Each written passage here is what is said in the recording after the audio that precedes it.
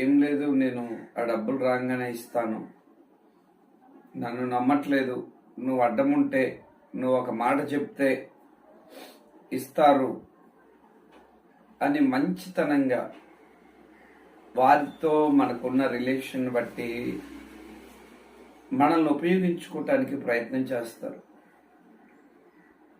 మీ దగ్గర లేకపోయినా పర్వాలేదు, ఎవరొకరి దగ్గర ఇప్పించండి, నాకైతే ఇవ్వట్లేదు, మీకైతే ఇస్తారు.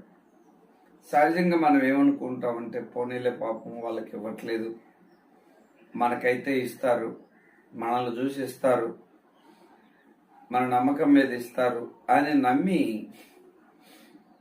మనం కూడా అడ్డముండి ఇతరులకు డబ్బులు ఇప్పించటం అనేది జరుగుతూ ఉంటుంది.